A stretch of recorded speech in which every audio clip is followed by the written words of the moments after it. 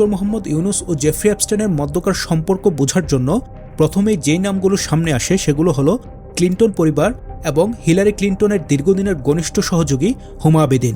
বিভিন্ন নথি এবং রিপোর্ট বিশ্লেষণ করে দেখা যায় ক্লিন্টন পরিবারের মাধ্যমেই ইউনুস এবং অ্যাপস্টাইন একই গ্লোবাল এলিট নেটওয়ার্কের ভেতরে যুক্ত ছিলেন। এই নেটওয়ার্কের ভিত্তি গড়ে ওঠে ৯০-এর দশকের শুরুতেই। নথিপত্র অনুযায়ী বিল ক্লিন্টনের সঙ্গে জেফরি অ্যাপস্টাইনের ঘনিষ্ঠতা তখন থেকে গভীর হতে থাকে।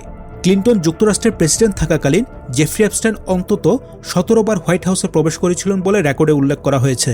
অন্যদিকে বিল ক্লিন্টন অন্তত ২৬ বার অ্যাপস্টাইনের বিতর্কিত ব্যক্তিগত বিমান এলিটা এক্সপ্রেসে ভ্রমণ করেন এবং একাধিকবার তার ব্যক্তিগত দ্বীপেও গিয়েছিলেন।